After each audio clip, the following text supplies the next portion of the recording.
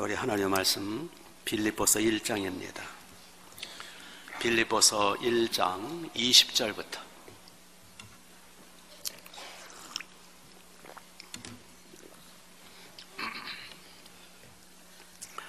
신약성경 319페이지 빌립보서 1장 20절.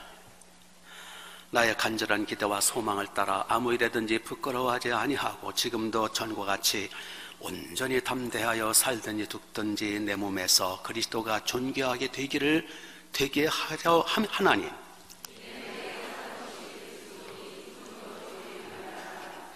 그러나 만일 육신으로 사는 이것이 내 일의 열매일진데 무엇을 택하여야 할지 나는 알지 못하노라.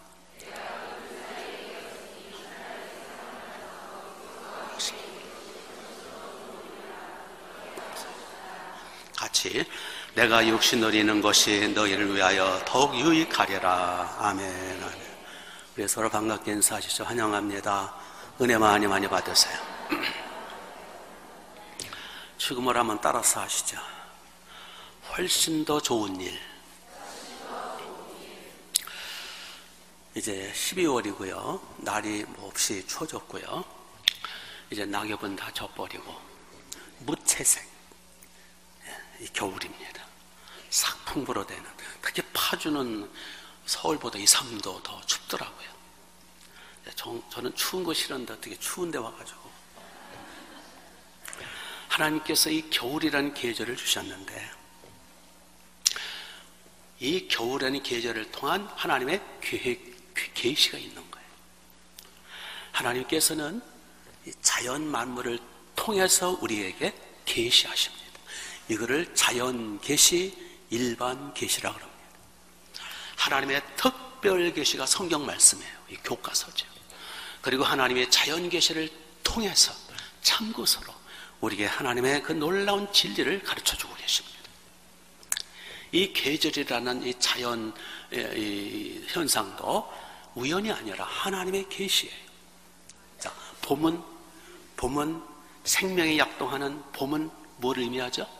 우리 인생살이로 말할 때 어린 시절을 가리키죠. 여름, 생명이 약동하는 여름은 우리 인생살이에서 뭐를 가리키죠?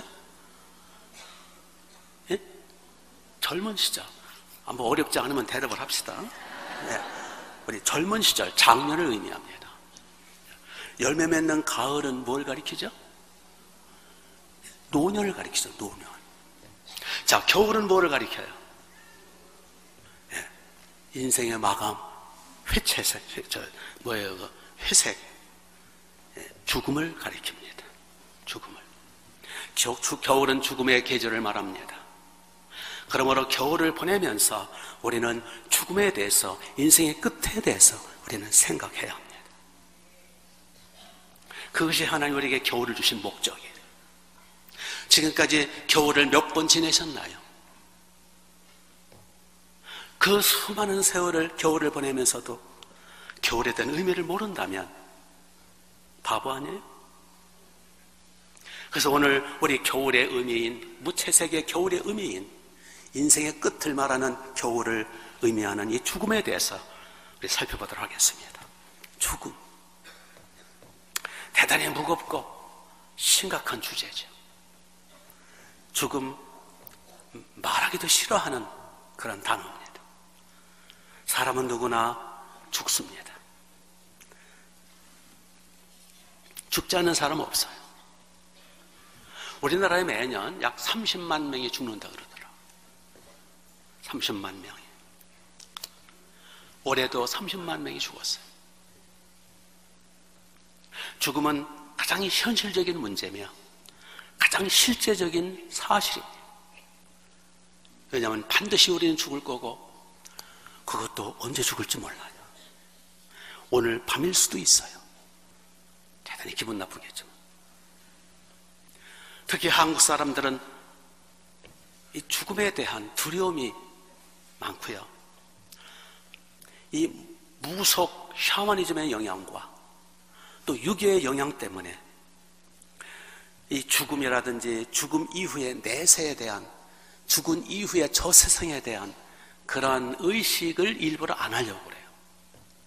그리고 이 세상에서 살아있는 동안에 이 세상의 삶에 너무 집착하다 보니까 천년 말년 살 것처럼, 그래서 이 세상 삶에서 그냥 부어라 마셔라, 노선에서 젊어서 노세, 또 이 세상의 삶에 성공하고 출세하고 잘 먹고 여기에 온통 정신이 빠져있어요. 죽는 그 순간까지 세상 걸 움켜쥐고 난리. 죽는다는 거 뻔히 알면서도 죽음에 대해서 무관심하려고 애를 쓰고 또 금기시합니다. 그래서 사자를 싫어하고요. 그래서 무덤도요, 묘지도 산속 깊이 안 보이는 데다가, 여러분 기독교 문화권의 서구에는요 무덤이 동네 안에 있어요. 가까이 있다고요. 심지어는요 사람이 죽으면 성당이나 교회 바닥에다가 안에다가 묻어요. 우리나라 사람들은 무덤이 보이면 죽음에 대해 생각하니까 안 보이는데 멀리 산속 깊이다가 묻어버려요. 굉장히 불쾌한가 봐요, 죽음에 대해서. 그러다 보니까 사람들은 죽음에 대해서 생각지를 않으려고 그러고 기피하려고 그러고, 그러다 보니까 준비를 하지 않아요. 그러다 어느 날 갑자기 죽음 앞에 맞닥뜨릴 때에 놀라고 몸부림치고 정신없다가 유언도 못하고 세상을 떠요. 프랑스의 계몽주의 철학자인 볼테르라는 사람, 이 젊을 적에는 대단히 교만한 사람이었어요. 그래서 이 볼테르라는 인간은 하나님이 어디 있느냐, 기독교는 이제 1세기 못되어 망할 것이다, 성경은 없어질 것이다, 큰 소리치고 교만 떨다가 그가 임종시에 그는 그 기록에 의하면 눈을 부릅뜨고 손을 허공을 향해서 내저으면서 공포에 질려서 이렇게 외치다 죽었다 그럽니다. 그리스도여 나를 도와주소서. 나는 하나님과 사람들에게 버림을 받았다. 나는 이제 두렵고 공포스러운 지옥으로 가는구나. 그러다가 죽었대요. 영국의 해이론자 토마스 홉스라는 사람이 운명하면서 이렇게 탄식을 했다 그럽니다. 하루만이라도 더 살고 싶다. 나는 내 앞에 다가오고 있는 저 세상이 무섭고 끔찍하다. 저 세상을 들여다볼 수만 있다면, 들여다볼 수 있는 구멍이라도 있다면 얼마나 좋겠는가. 그러나 홉스가 몰라서 그렇지, 하나님께서는 이미 성경 말씀 특별 계시를 통해서 우리에게 죽음에 대해서, 저 영원한 세상에 대해서, 지옥의 끔찍함과 저 영원한 천국의 영광에 대해서 수도 없이 말씀하고 있어요. 그리고 이 자연 계시를 통해서 죽음에 대한 수없는 경고를 하고 계세요. 그 중에 하나가 겨울이잖아요.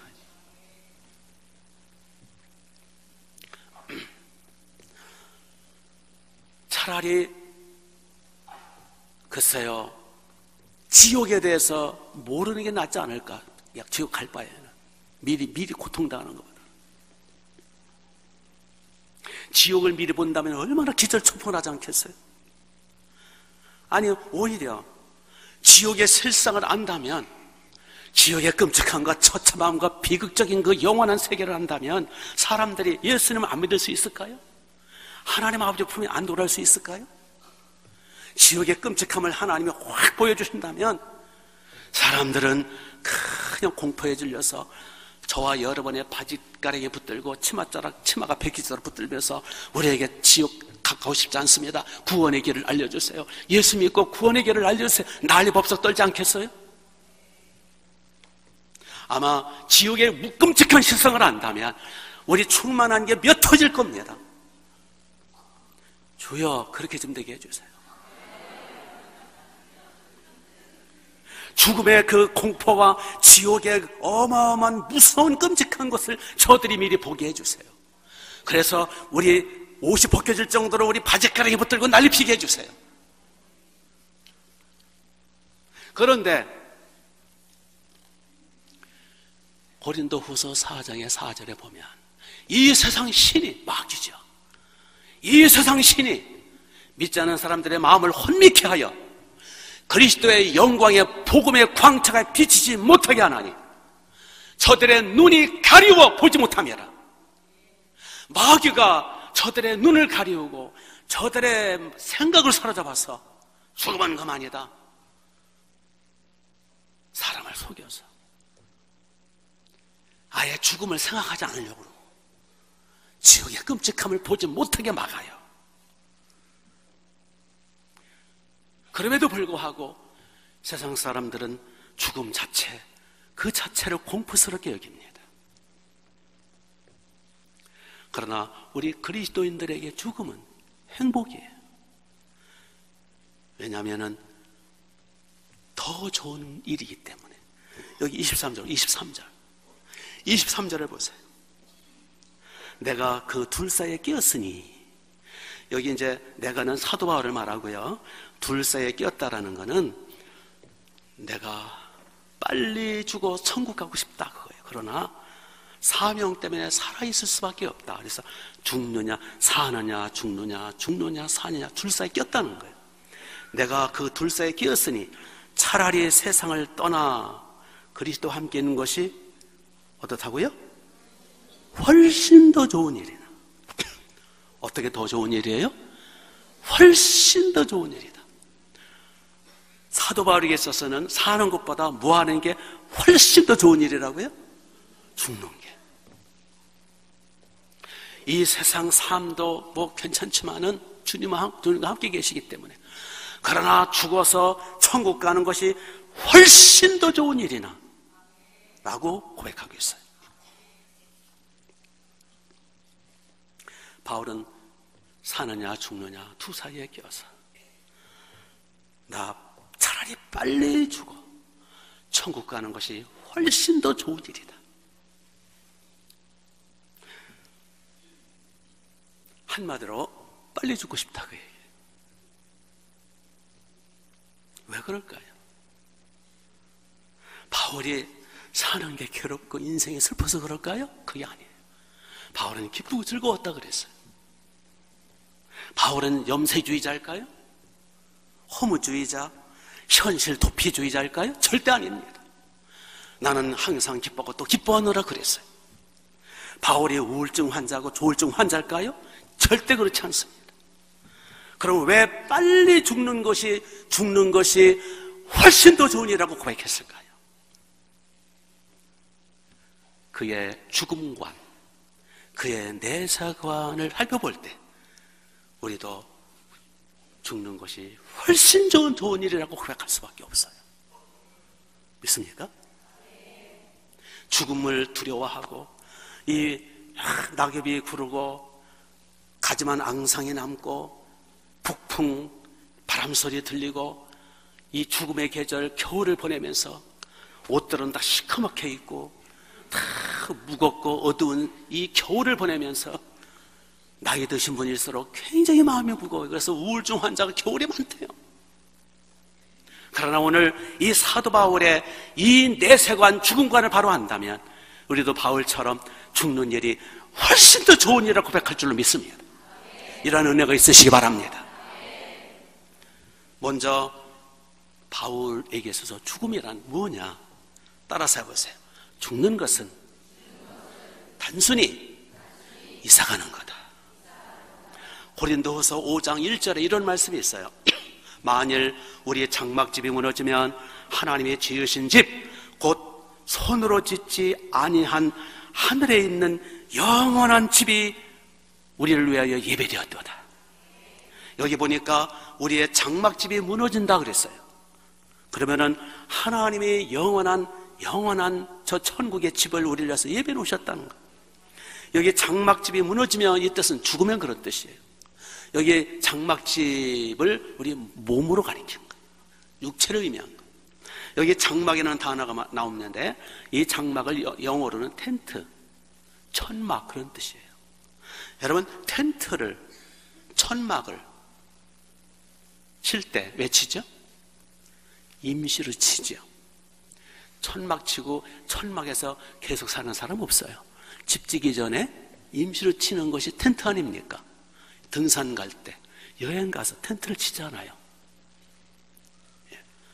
바로 텐트가 곧 무너지고 철거할 때가 온다는 거예요. 즉 우리 몸이 장막인데 우리 몸이 텐트라는 거예요. 여러분의 몸은 뭐라고요? 텐트예요. 우리는 여행 온 거예요. 우리는 임시로 살고 있는 거예요. 이 세상의 영원한 집이 아니라는 뜻이에요. 이 텐트가 무너지면 진짜 영원한 집, 무너지지 않는 하나님이 직접 지으신 영원한 집이 기다리고 있다는 거예요. 여호와 증인이나 제7일 안식일 예수교 재림교회, 이 안식교죠. 안식교. 이 여호와 증인과 안식교에서는 죽으면 모든 게 소멸된다라 가르쳐요. 이건 완전한 이단입니다. 성경에서 얼마나 사람은 영적인 존재고 사람은 육체만 있는 게 아니라 영적인 영원한 영혼이 있고 우리 사람은 죽어서 영원한 천국과 영생의 세계에 들어간다라고 얼마나 말씀하고 가르치는데 이 사탄 이단 종교 여호와 증인과 이 안식교 물러갈지어다. 여기 우리의 장막집이 무너지면 하나님이 지으신 영원한 아버지의 집에 우리 이사 간다고 그랬어요. 고린도후서 5장 1절에서. 죽는 거를 뭐 하는 걸로 표현했어요? 이사하는 걸로. 저는 지금까지 많은 이사를 했어요. 고등학교 이후로 자취집으로, 하숙집으로, 또 여러 가지, 또 우리가 목회하면서 계속 이사를 다녔어요. 아마 한 30번 내지 40번 이사를 다녔을 거예요. 이사하기 힘들어요. 이사를 좀 안 했으면 좋겠어요. 죽음이란 무엇이냐? 마지막 이사예요. 죽음이란 가장 좋은 곳으로 마지막 이사 가는 것. 아멘. 요한복음 14장 1절에 보니까 예수님 말씀하시기를 너희는 두려워하거나 근심하지 말라. 하나님을 믿으니 또 나를 믿어라. 내가 너희를 위하여 하늘의 거처를 예배하러 가노니 내가 너희를 위하여 하늘의 거처를 예배하면 영원한 집, 아버지 집을 예배하면 내가 다시 와서 너희를 나인 곳에 영접하리라. 나만이 곧 길이요 진리요 생명이니 나로 말미암아 자꾸는 아버지께 이룰 자가 없느냐라. 예수님이 지금 우리를 위해서 영원히 거처할 아버지 집을 짓고 계시대요.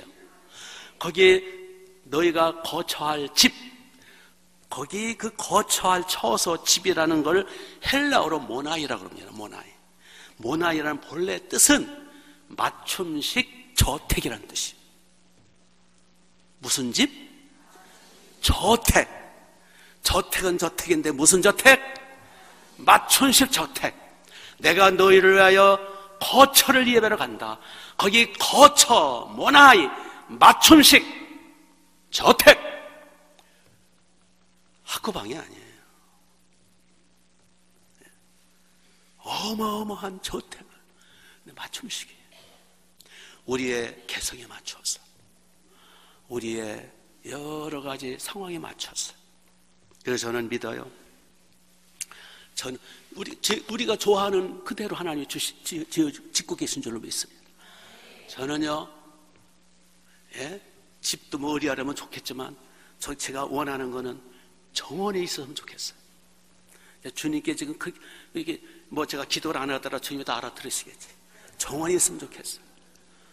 그 울타리에는 넝쿨 장미가 쫙 있었으면 좋겠어요. 그 정원 한 구퉁에는 연못도 있고 붕어가 뛰어놀고, 한 구퉁에는 잔디가 깔리고 텃밭도 있고, 그런 집이 있었으면 좋겠어요. 맞춤식이라고 했어요. 맞춤식. 각 사람의 그 성향과 취향에 따라서.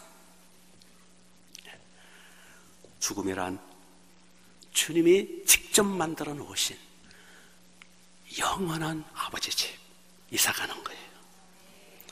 여러분, 이사할 때 이삿짐 센터, 요새 대개 이삿짐 센터도 바뀌지 않아요. 이삿짐 센터가 어떻게 합니까? 건장한 청년들이 와가지고 척척척척 있어서 해주잖아요. 우리는 그냥 구경만 하고 그냥 지시만 하면 되지 않아요. 그것처럼 우리가 세상 떠날 때, 죽을 때, 우리가 천국으로 이사할 때에 누가 우리를 도와줍니까? 천군 천사들이 척척척척 다 도와줄 거예요. 그래서 누가복음 16장에 보면 거기 나사로가 죽을 때에 거지 나사로가 죽을 때에 천사들이 그 영혼을 받들어 그랬어요. 복수예요. 천사들이 나사로의 영혼을 받들어 아버지 품, 아브라함 품으로 인도했다 그랬어요. 우리가 세상 떠는 순간에 죽음의 사자가 아니라, 귀신이 아니라 예수님 믿고 구원받은 하나님의 자녀들은 천사들이 와서 받든다 그랬어요. 믿지 않는 사람들은 악귀들이 와가지고 목을 휘어잡고 오랏줄을 묶어가지고 지옥으로 끌고 가겠죠. 그러나 예수님의 핏값으로 속죄받아 하나님의 자녀된 우리는 천군 천사가 우리를 받들어서 이삭케 할 거예요. 열왕기하 3장에 보니까 거기에 엘리야가 죽음을 보지 않고 승천하는 모습이 나와요. 거기 보니까 엘리야가 회오리 바람으로 승천할 때에, 회오리 바람은 성령을 말해요. 성령으로 승천할 때에 불수레와 불병거들이, 불말들이, 불수레와 불말들이 복수예요. 불수레, 불말들이 얼마나 오는지는 모르지만은 5대가 오는지 100마리 오는지 수많은 불수레 불말들이 엘리야를 옹이하더라. 엘리야를 보호하고 쌌더라. 그 불병거, 불수레, 불말은 누가 탄 거예요? 천사들이 타고 와가지고 원수마귀가 손 못 대도록, 죽음의 세력이, 사탄의 세력에 틈타지 못하도록 말탄, 불말을 탄 천군 천사들이, 불병거를 끌고 온 천군 천사들이 엘리야를 돌봐주고 있더라. 믿습니까? 그러므로 우리가 죽는 날, 우리가 천국으로 이사가는 날, 우리는 신나는 날이에요. 행복한 날이에요. 사도 바울은 그거를 본 거예요. 그래서 내가 이 세상에 사는 것보다 이사가고 천국 가는 게 훨씬 더 좋은 일이다. 우리가 천국으로 이사하는 날, 천국에서는 먼저 간 우리의 성도들과 나를 위해서 목숨 바쳐 우리를 구해주신 전능하신 주님과 하나님 아버지와 천사들이 우리를 기꺼이 마중 나와 품에 안아주시고 대잔치를 벌려주실 줄로 믿습니다. 잘했다, 그동안 수고했다, 저 파주에서 사느라고 수고했다, 저 지상에서 사는 애를 많이 썼지, 어서 오거라. 목숨 바쳐 나를 구해주신 분이 버선발로 아니면 나오셔서 우리를 맞이하실 줄로 믿습니다. 여러분 기대가 되지 않습니까? 아멘. 젊은 부복의 아들이 하나 있었어요. 백혈병으로 며칠 못 살아요. 하늘에 무너지는 아픔이 있어요. 그러나 믿음이 강한 부부는 밤낮으로 기도하면서 그 현실을 받아들이기로 했어요. 문제는 그 아들이 죽음을 어떻게 받아들이게 할까 고민하게 되었어요. 계속 기도합니다. 어느 날 아들이 묻습니다. 엄마, 죽는 게 뭐야? 죽음이 뭐야? 엄마 가슴은 칼칼하게 찢겨집니다. 한동안 멍하니 먼 산을 바라봅니다. 말문이 막혔어요. 하지만 그 어린 아들, 죽음을 기꺼이 받아들이도록 설득해야 될 거 아니에요. 아가야, 있잖아. 내가 옛날에 3살 때, 건강했을 때 온종일 바깥에서 아이들하고 형들하고 뛰놀고 땀투성이 흙투성이 돼서 막 뛰어들어왔지. 그러고는 피곤해서 집에 들어오자마자 거실에서 피곤해서 쓰러져 잤지 않니? 그때 말이야, 엄마 아빠가 너를 안고 옷을 벗기고 씻기고 잠옷을 입히고 너를 따뜻한 안방에다가 뉘었단다. 네가 깨어일어나 보니까 찬란히 태양이 떠오른 아침이었지? 일어나서 보니까 몸이 깨끗이 씻어져 있었고 예쁜 잠옷이 입혀 있었지? 상쾌하고 좋았지? 죽음이란 그런 거란다. 이제 죽는 그때에 우리를 사랑하시는 예수님이 우리를 품어주실 거야. 너를 안아주실 거야. 그리고 예수님의 그 전능하신 피로 깨끗이 씻어주실 거야. 그리고 새 옷을 입혀주시고 새 마포를 입혀주실 거야. 그리고 너를 꼭 안아서 따스한 침대에 너를 뉘어주실 거야. 그래서 아들이 얼굴이 환해지면서 기뻐하면서 엄마, 그러면 나도 죽을 수 있어.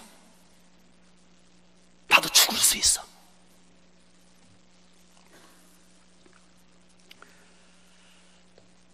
우리는 천국으로 이사가는 이제 죽음을 맞이할 겁니다. 천국은 어떤 곳입니까? 요한복음 4장 2절에 예수님 말씀하십니다. 내 아버지 집에는 거할 것이 많도다. 천국은 굉장히 넓은 곳이라고 그랬어요. 거기에는 우리를 위해서 저택들이 늘 준비되어 있어요. 히브리서 11장 16절에 그들이 이제는 더 나은 본향을 사모하니 곧 하늘에 있는 집이라. 거기에 그들이, 즉 예수님 믿는 성도들, 믿음의 선조들이, 그들이 이제는 더 나은 본향, 본향, 본래의 고향, 곧 하늘에 있는 집을 사모한다는 거예요. 고향은 둘이에요. 우리 몸은 이 세상의 고향이죠. 내가 태어난 곳. 우리 육체는 부모로부터 물려받았죠. 우리 육체의 고향은 부모가 나를 낳은 그곳이 고향이에요. 그게 고향이에요. 그런데 그 고향보다 더 본래의 고향을 본향이라고 그래요. 그 본향이 어디예요? 천국. 왜요? 우리 육체는 부모로부터 이 땅에 태어난 고향이 있지만 우리의 영혼은, 우리의 속사람은 하나님께로부터 파송받은 하늘나라에서 온, 우리는 영혼이 있는 영적인 존재예요. 우리 속에는 영혼이 있어요. 영혼이 죽지 않은 영혼이 우리 속에 있다고요. 그 영혼은 하늘나라에서 하나님이 만들어서 우리에게, 우리가 엄마 아빠가 잉태할 때, 우리가 수정됐을 때 즉시 하나님이 하늘나라에서 우리 그 수정체에 그 영혼을 파송하신 거예요. 믿습니까? 우리의 육체는 부모로부터 육체 고향 이 세상이지만 우리의 영혼은 하늘나라에서 온 거예요. 하나님이 파송해서 온 거예요. 그렇기 때문에 우리의 영혼은 천국 하늘나라가 고향이에요. 믿습니까? 그렇기 때문에 모든 인간들은 영혼이 본래 자아잖아요. 모든 인간들 그 영혼은 하늘나라에서 보내신 바다 하나님이 보내셔서 이 땅에 사명을 가지고 온 거예요. 그런데 많은 사람들이 자기가 하늘나라에서 온지를 몰라요. 영혼이 있는지도 몰라요, 이 바보들. 자기 고향이 천국인지도 모르고, 자기가 어디서 와서 어디로 가는지도 모르고, 자기들이 가야 할 본향이 어딘지도 몰라요. 왜냐하면 마귀가, 이 세상 신이 사람들의 눈을 가리워서 고향을 잃어버리게 했어요. 고향을 뺏어버렸어요. 그래서 고향을 모르는, 예수님 모르는 마귀한테 씌운 이 세상 사람들은 자기가 마귀한테 씌운지도 모르고 부어라 마셔라 그냥 잘난 척 혼자 잘나가지고 살다가 객지에서 객사하고 영원한 객지 지옥불에 떨어지는 게 세상 사람들의 운명이에요. 마귀한테 철저히 속임받는 거예요. 불쌍하지 않아요? 믿습니까? 그래서 부른다는 게 그냥 방황하는 노래 부르는 거예요. 인생은 나그네 길 어디서 왔다가 어디로 가는가, 정처 없이 떠든대요.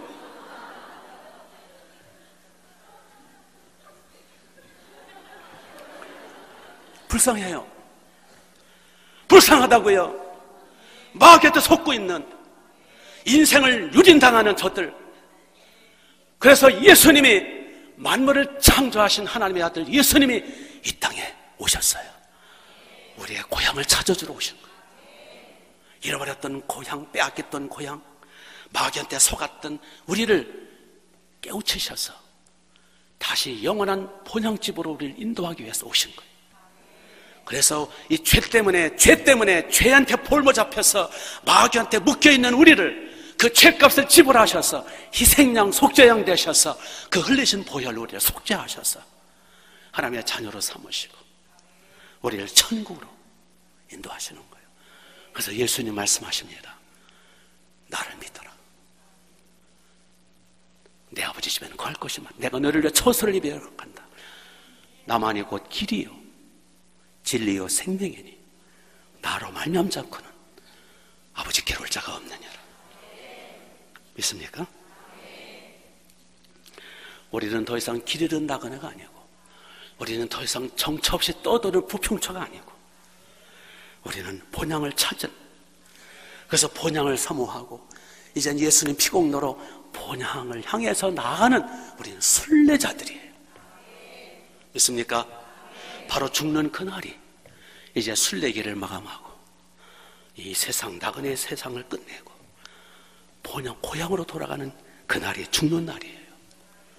일을 마치고 사명을 마치고 이제는 귀가하는 날, 이제는 고향집으로 돌아가는 날, 그날이 죽는 날이에요.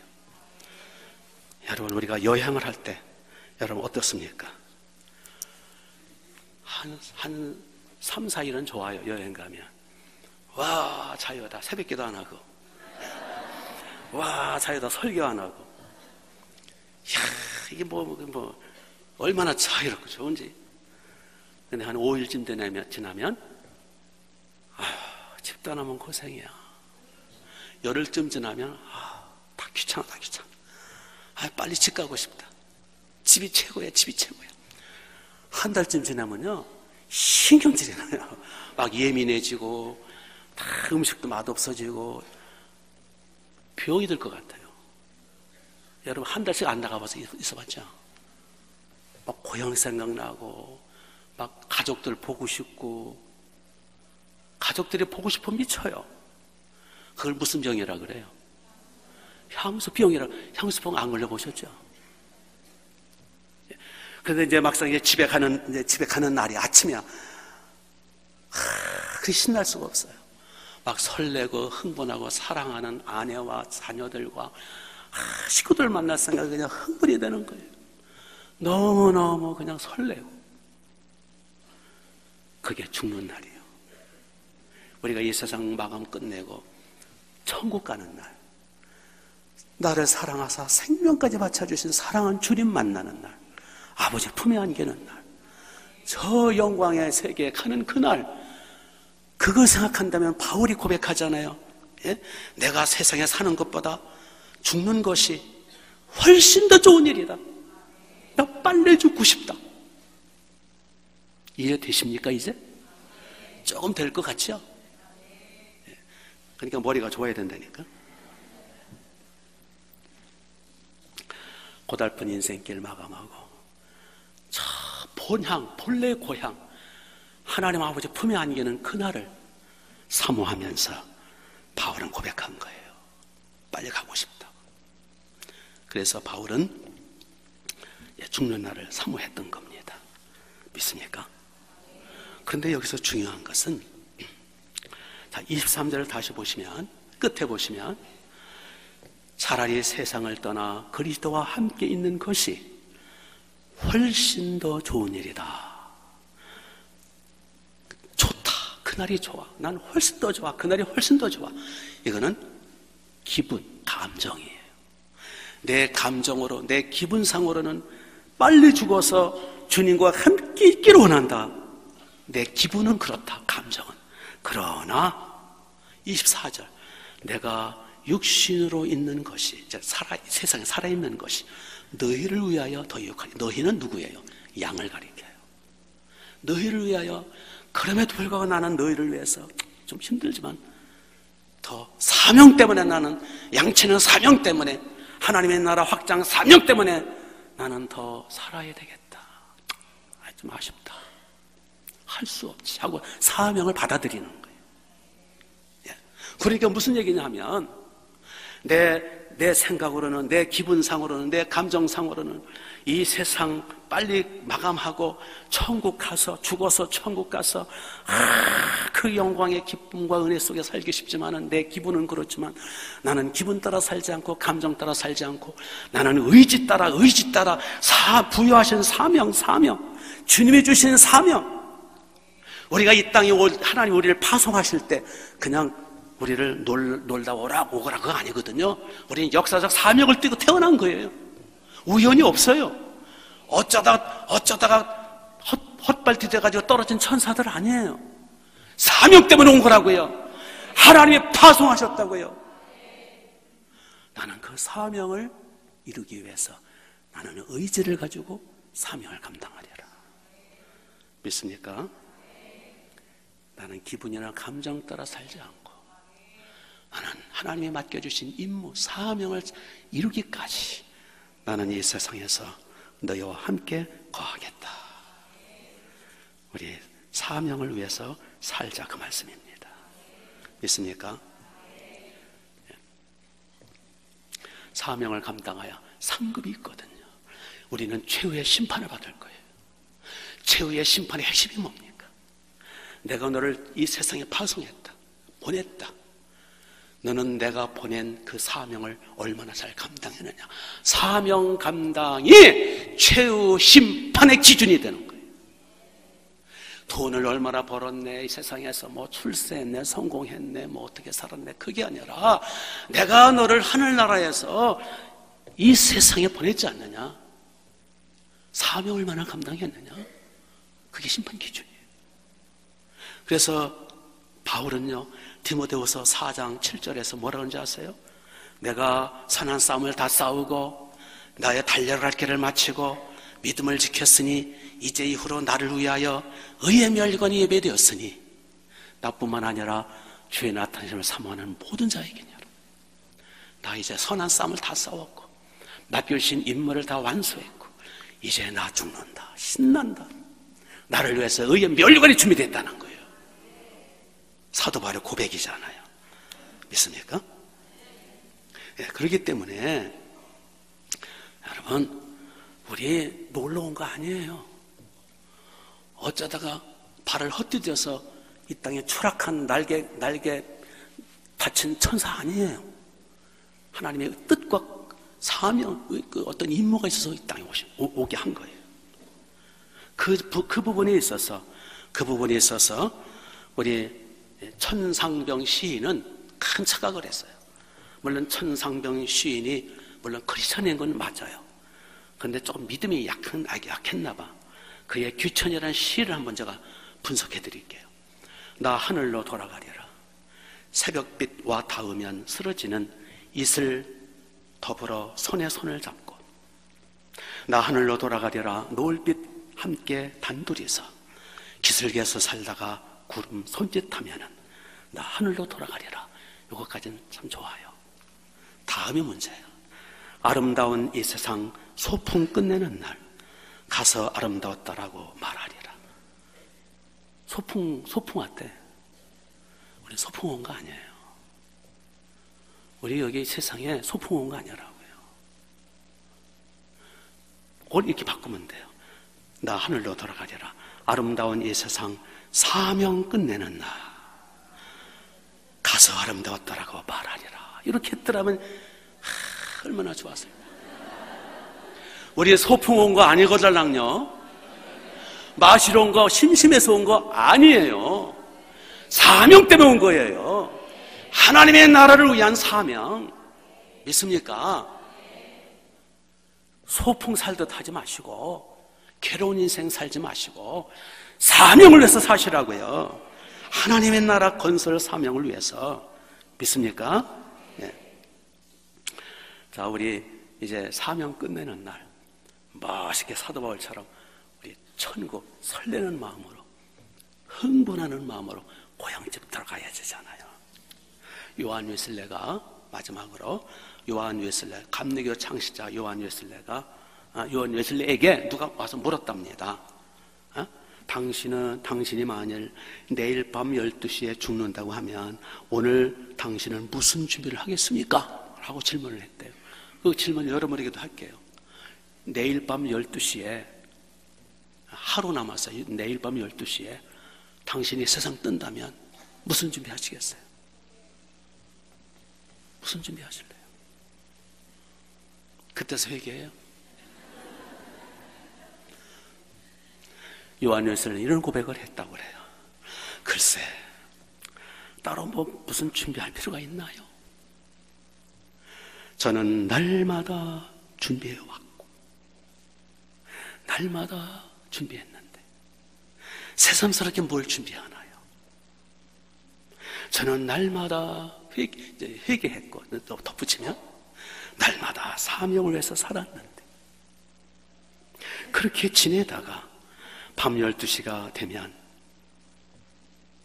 잠자듯이 죽어서 그 이튿날 새벽에 천국에서 찬란한 영광의 빛 가운데 나는 눈을 뜰 겁니다. 평소에 준비하자는 얘기 믿습니까? 예배 빠지지 마시고 회개생활, 하나님의 나라를 위해서 헌신하는 삶, 사명을 위해서 달려가는 삶. 우리 본향집이 영원한 천국, 주님이 기다리고 계십니다. 찬란하는 곳, 영원한 세계. 우리 신랑 주님 맞이하는 그날, 사명 끝나는 그날, 우리 상 받으러, 멸류관 쓰러, 칭찬받으러 올라갑시다. 네, 기도하겠습니다. 영상을 보도록 하겠습니다. 영상.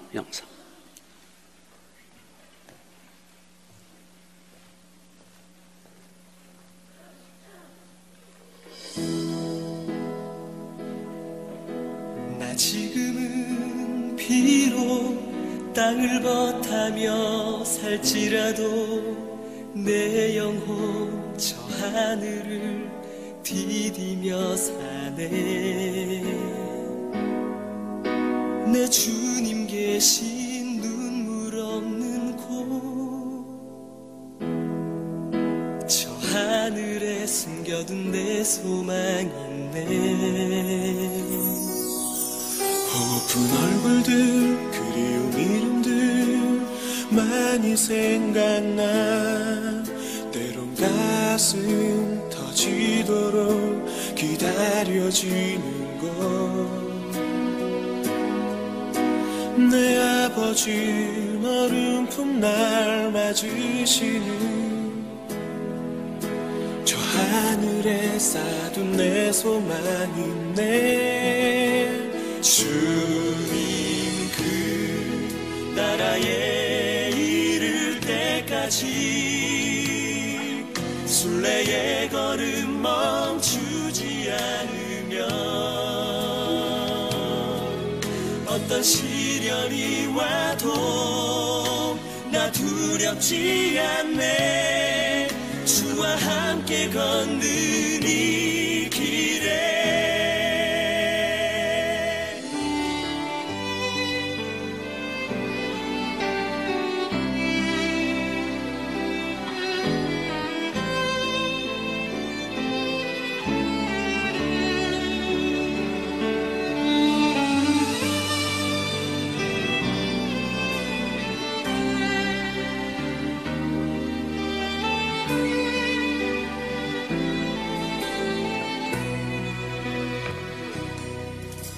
나 지금은 비록 땅을 버타며 살지라도 내 영혼 저 하늘을 디디며 사네.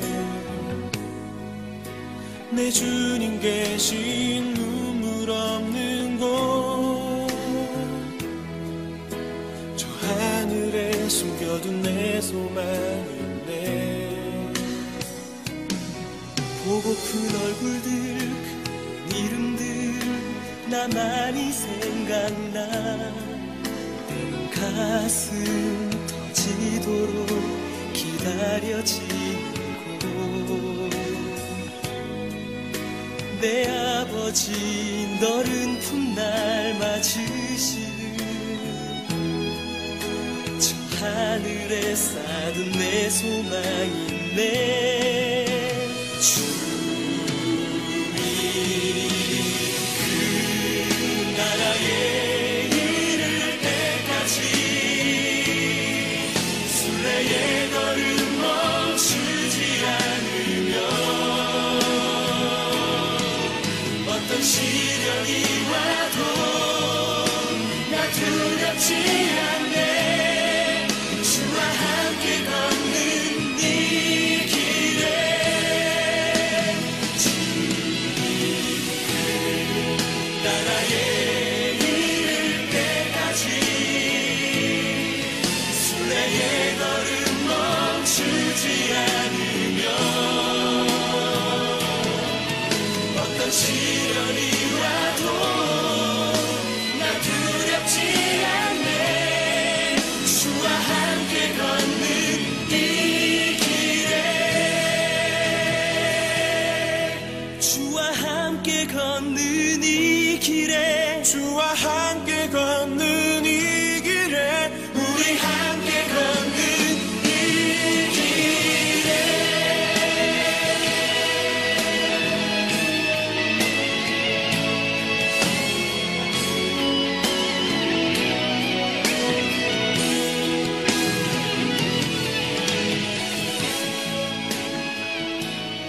우리 다 같이 눈을 감고, 눈을 감고. 자, 우리 이제 사명 마감하고 끝내고 이제 영원한 천국 아버지 집 본향집에 올라갈 때에 주님 품에 안으시고 사랑한다, 사랑한다. 그날을 우리가 사모하면서 천군 천사들의 받들을 받아 하늘나라 가는 그날을 사모하면서 열심히 사명 감당하게 해달라고. 우리 이 시간 하나님의 나라를 위해서 파송받은 그 사명 위해서 일하게 해달라고. 자, 우리 1, 2분간 통성으로 상급받게 해달라고 1, 2분간 기도합니다. 하나